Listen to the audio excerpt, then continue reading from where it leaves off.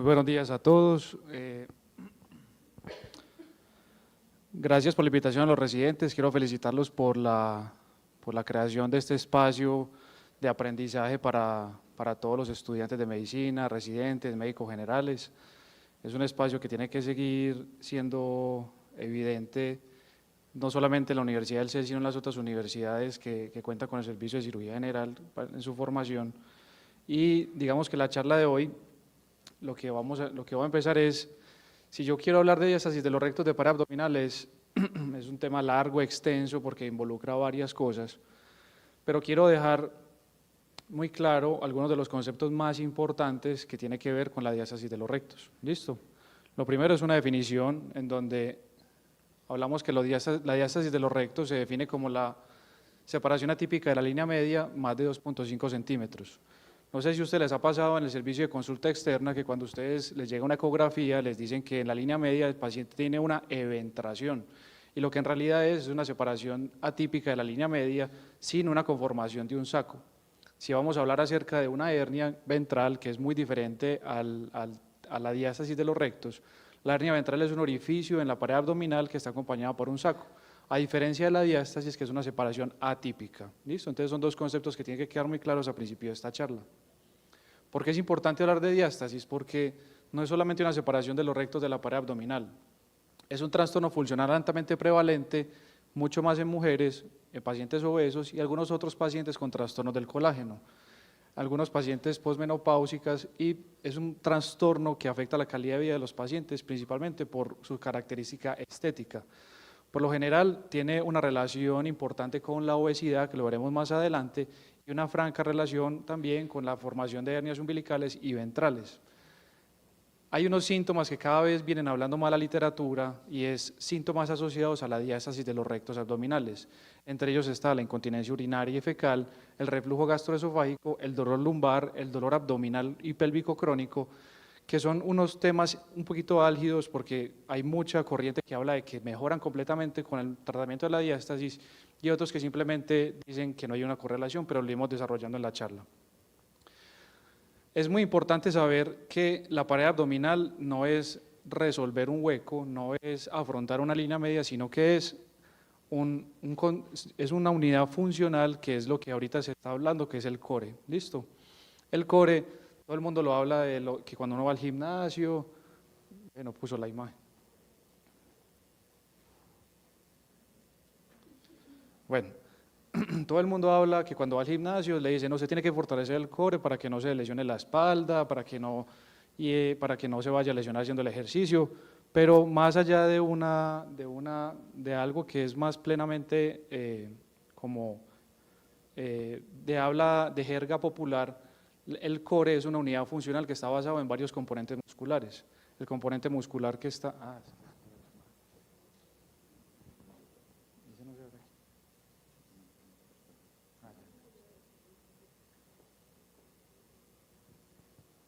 Bueno, qué pena. El core entonces está formado por varios grupos musculares. Empezamos desde el diafragma, luego seguimos con los músculos iliosoas, el y el ilíaco, y los músculos de la pared abdominal. Tenemos que saber que los músculos de la pared abdominal tienen un componente que tiene movilización lateral, oblicua, de flexoextensión, ¿cierto? O sea que es un movimiento que es anisotrópico, y el piso pélvico. Por último, tenemos que saber que la pared abdominal lo tenemos que enfocar como un escudo. Hágase de cuenta que es como una unidad tubular compuesta con varios grupos musculares, como les dije.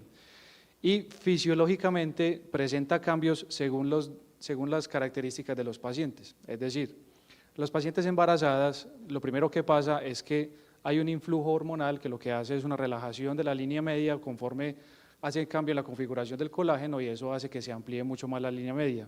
Eso hace que haya mecanismos compensatorios en la pelvis con la relajación de los ligamentos suspensorios del útero y la musculatura pélvica, y las pacientes empiezan a hacer una hiperlordosis compensatoria de esa unidad funcional que es el core a nivel lumbar.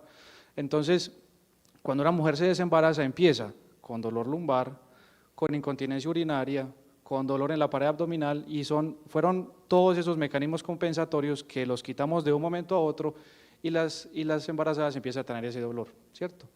Lo otro es los hombres. Los hombres tienen una característica diferente, es que los hombres que son principalmente obesos tienen la característica del aumento de la presión intraabdominal, y ese aumento de la presión intraabdominal genera un aumento del estrés a nivel de la línea media y hace la separación de la misma. Segundo, la infiltración de la grasa a nivel de la musculatura hace una atrofia mioaponeurótica progresiva, lo que hace un estiramiento también de la línea media. Son dos componentes muy diferentes, y es por eso que se viene hablando de los síntomas relacionados a los cambios de la pared abdominal con la incontinencia urinaria y lo demás que les mencioné al principio. Hay otros trastornos relacionados con las características fisiopatológicas según el género, y es el trastorno del colágeno. El colágeno en las mujeres tiene una localización mucho más transversa que en los hombres, mientras que en los hombres es mucho más longitudinal. Y se viene hablando del core afectado a nivel del diafragma, porque la hipercontractibilidad del diafragma aumenta la presión intraabdominal, hace más estrés en la línea media y genera una diástasis que no es tan evidente como en el obeso o en la embarazada, sino que también es evidente pues, en este tipo de pacientes. Las características fisiopatológicas clínicas son muy relevantes, y es que un hombre obeso tiene una diástasis, por lo que ya les mencioné, y la evaluación clínica es clara, una obesidad central importante con una sensación de masa en la línea media. Mientras que en las mujeres predomina mucho más la lipodistrofia, que es el adelgazamiento de la piel con la infiltración grasa, que es consecuencia posterior al embarazo. Cuando nos llegan los pacientes con una diástasis de los rectos, lo primero que tenemos que darnos cuenta es una historia clínica completa, como en toda la historia clínica de la medicina, ¿cierto? Entonces, lo que primero empezamos a interrogar a los pacientes es historia de embarazos, si es nulípara, si es multípara, si tiene algún antecedente de enfermedades del colágeno en la familia, ¿cierto? Les preguntamos estos síntomas porque cada vez que uno revisa la literatura acerca de la diástasis de los rectos, siempre mencionan los síntomas relacionados, y siempre menciona la incontinencia urinaria, el lumbago, los trastornos funcionales gastrointestinales y el reflujo gastroesofágico. Siempre tenemos que preguntar la relación con la hernia ventral y umbilical, porque casi el 98% van a tener una hernia umbilical y aproximadamente el 7% van a tener una hernia ventral. Y preguntar siempre con los antecedentes quirúrgicos de los pacientes que pueden desencadenar una diástasis patológica. Entonces, quiero entrar y poner hincapié acerca de estos síntomas que les mencioné antes. Ya les expliqué por qué la literatura habla de que tienen estos síntomas relacionados, y es una base fisiológica, mecánica, que tratan de involucrar todos estos cambios, principalmente la mujer embarazada, para el desarrollo de estos síntomas funcionales, principalmente en la mujer. Porque no sé si ustedes han visto pacientes hombres con diástasis de los rectos. Los pacientes con diástasis de los rectos no tienen incontinencia urinaria, no tienen reflujo, y el reflujo puede estar relacionado principalmente por la obesidad. Entonces, si pensamos en esa unidad funcional que es el core, tenemos que darnos cuenta de que cuando a una mujer se le desaloja el bebé, por así decirlo, o sea, tiene su parto, todo ese mecanismo compensatorio que hizo en la pared abdominal se va a ver afectado porque reinicia su funcionamiento usual antes del embarazo y van a presentar síntomas progresivos. Entonces, la pregunta sigue estando, ¿será que esto sí tiene una relación o no? Entonces, traje 3 revisiones sistemáticas de la literatura del 2019 para acá, y lo más peculiar es que gran parte de las revisiones sistemáticas de la literatura no están enfocadas en revistas de hernia, tampoco en revistas de ginecología, sino que son revistas que tratan de involucrarse mucho en las causas de dolor lumbar, incontinencia urinaria, que son revistas principalmente de urología y una revista principalmente de neurocirugía. Son 2 revisiones sistemáticas grandes que revisaron cada una 34 y 61 artículos, y encontraron que el peso epidemiológico sigue siendo muy pobre. No hay ningún estudio aleatorizado, prospectivo, y los estudios que hay de cortes son demasiado heterogéneos en cuanto a la caracterización de la diástasis, el manejo de la diástasis y la identificación de los síntomas relacionados, porque la gran mayoría son tomados principalmente por la historia clínica. Este es un estudio, el primer estudio fue un estudio en la revista de Neurocirugía que se publicó en el 2023, en donde no encontraron los estudios que reportaban dolor lumbar no encontraron una causalidad principalmente con la diástasis de los rectos, y este es un artículo que se publicó en el 2019, que lo que encuentran es que si bien hay una diástasis de lo recto en todos los pacientes, no hay una concordancia en la formación de estos síntomas. Y por último, en esta revista de fisioterapia, que es digamos que el estudio que más nombran otros estudios que hablan sobre los síntomas funcionales a nivel de la pared abdominal, habla de que se encontraron 2.242 pacientes. Los estudios son muy heterogéneos. La identificación de la incontinencia fecal, urinaria y el reflujo son subjetivos y no tienen las pruebas diagnósticas suficientes para definir si es un trastorno funcional o no. Y la evidencia habla de que no hay una relación clara entre la diástasis, el dolor lumbar, la incontinencia y el dolor pélvico, pero encuentran que en las mujeres, por sus mecanismos compensatorios después de los embarazos, principalmente las multíparas, tienen mayor riesgo de la formación de prolapso rectal, que es un resultado diferente a lo que querían encontrar ellos. Y es principalmente un mecanismo compensatorio, como se los expliqué ahorita, que es una reducción de la tensión de la fascia que genera el prolapso pues, en estos pacientes.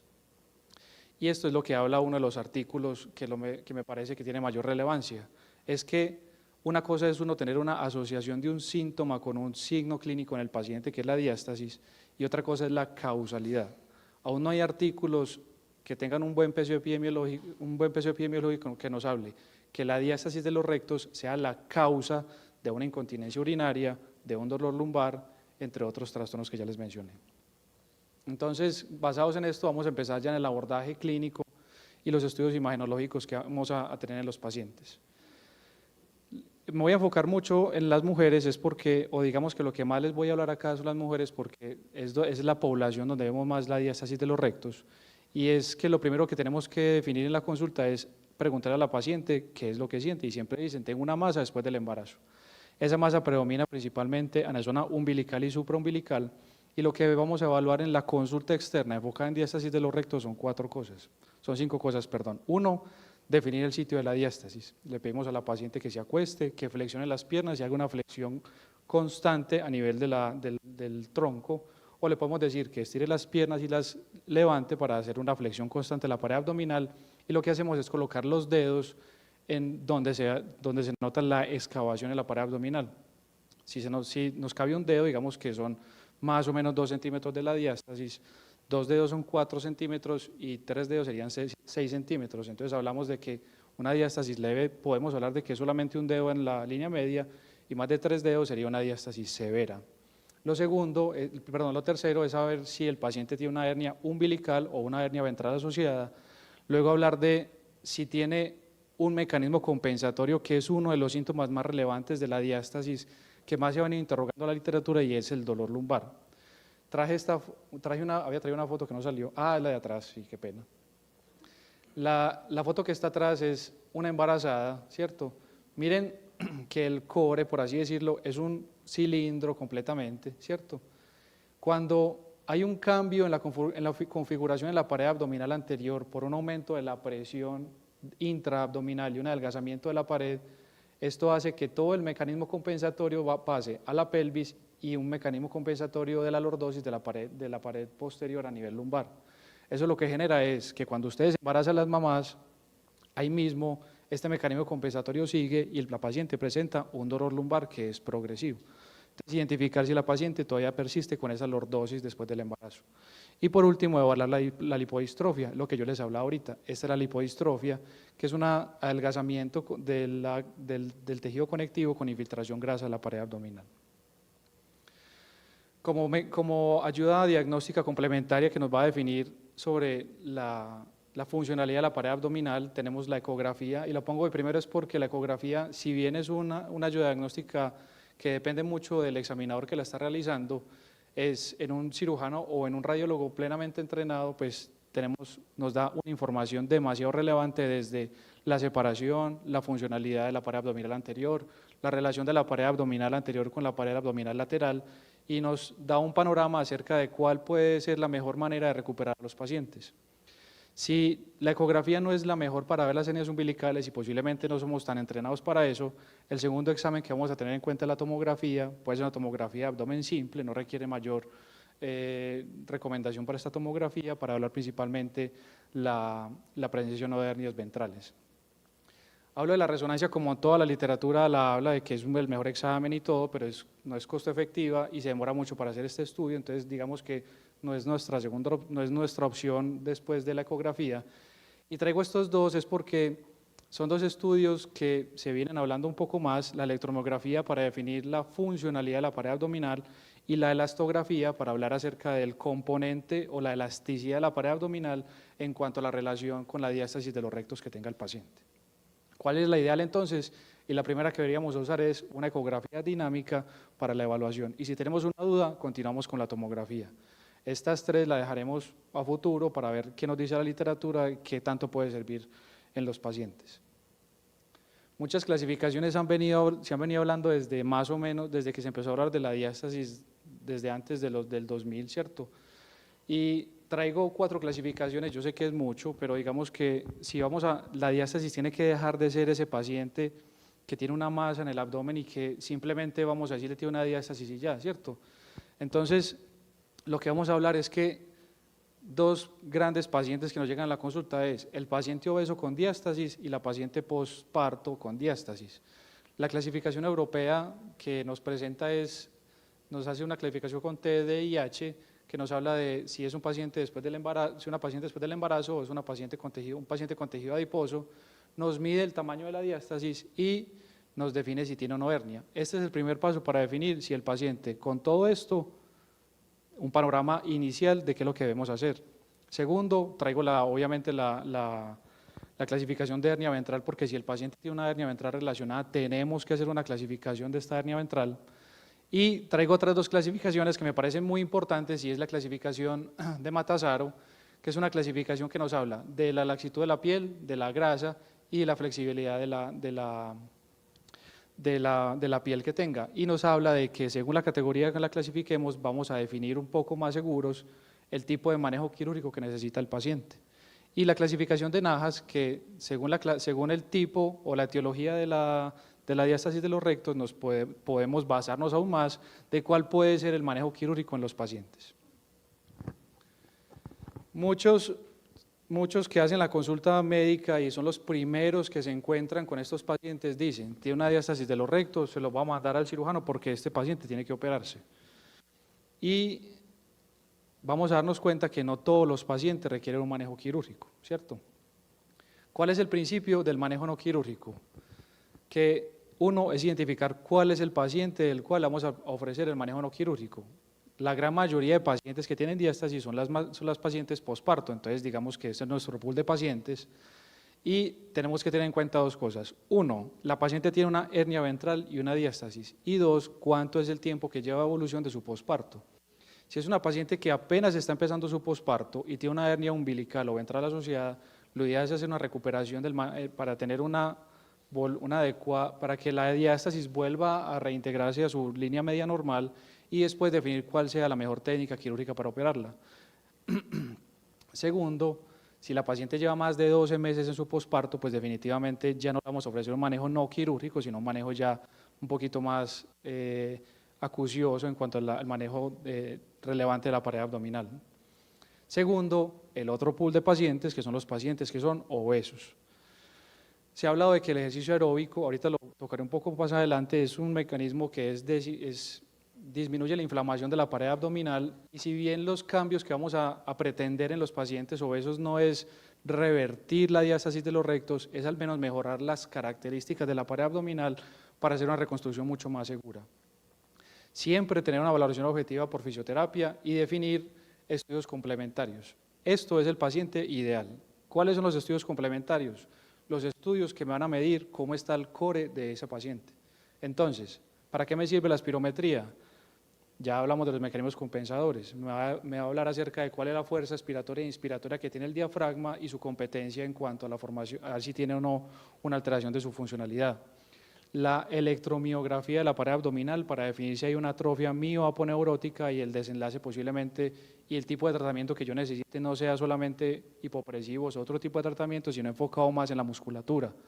Tercero, una esfínteromanometría y una urodinamia para definir si los trastornos que tiene la paciente relacionados con la incontinencia urinaria y posiblemente la incontinencia fecal sea propiamente de la relación con el cobre, por así decirlo, o si tiene un trastorno funcional adicional.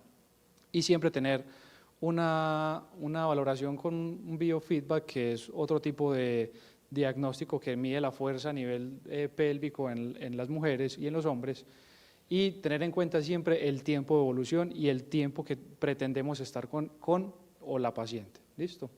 Y nuestro objetivo siempre va a tener un core sano. ¿Cuáles son los principios entonces del manejo no quirúrgico de la diástasis de los rectos? No va a ser ir al fisioterapeuta, ponerme a hacer 50 abdominales, coger una pesa, hacer movimientos rotacionales, no. Miren que cada vez vamos evolucionando, pero siguen habiendo cosas muy relevantes. Lo primero son ejercicios de piso pélvico, todo el mundo habla de eso y yo creo que el problema es que todo el mundo habla de eso y lo minimiza, pero nadie sabe la importancia de los ejercicios de Kegel para el fortalecimiento de la pared pélvica y el biofeedback, que son 2 ejercicios que nos ayudan a que las mujeres y los hombres fortalezcan su piso pélvico. 2, los manejo con los hipopresivos. Los hipopresivos son ejercicios que manejan la respiración y están enfocados en el movimiento del diafragma y en el músculo transverso del abdomen. Obviamente hace una activación constante de toda la pared abdominal, pero digamos que son los 2 grupos musculares más importantes y ya son otros, entonces ya con el piso pélvico y con esto ya tenemos un escalón más para el manejo del core. Tercero, el ejercicio aeróbico.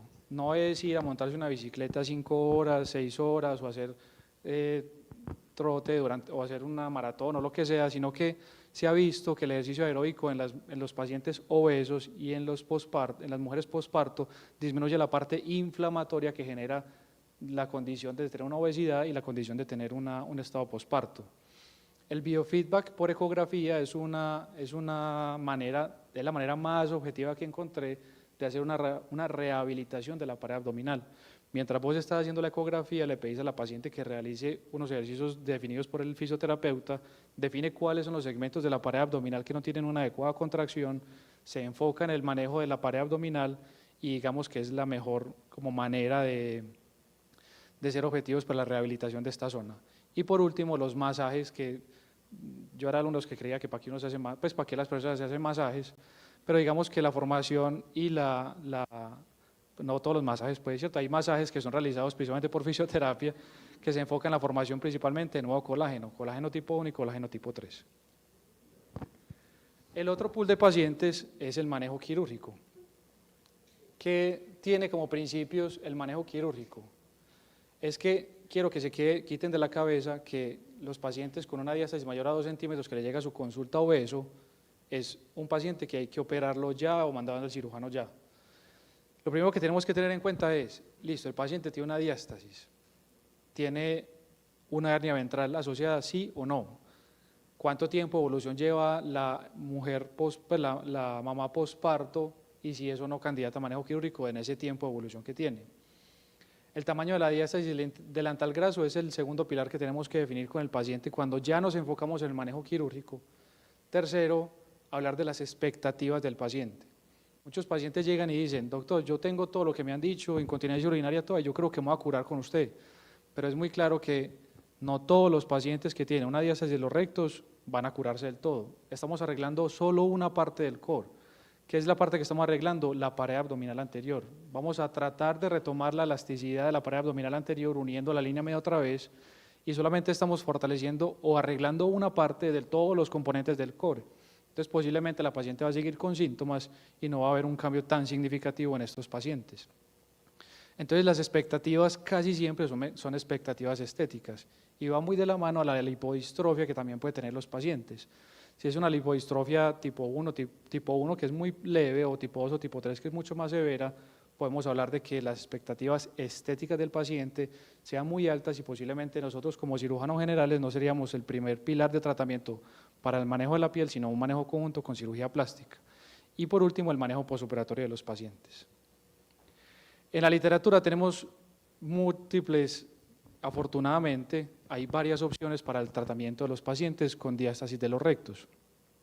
Y traigo estos 3 en mayúscula porque digamos que soy una persona que es partidaria de la cirugía mínimamente invasiva, sin dejar a un lado el manejo abierto, que es el segundo pilar de nosotros, pero traigo estos 3 es porque la última literatura que revisé en los últimos 3 o 4 años para acá se viene aumentando su uso en cuanto al manejo de la diástasis de los rectos abdominales.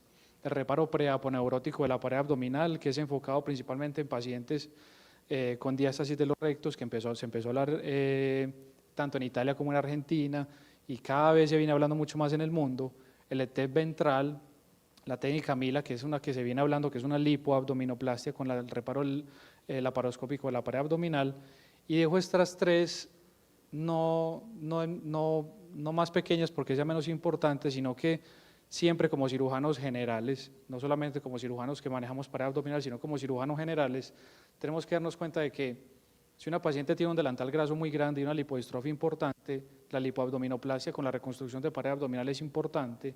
Definir si es una reparación anterior o posterior.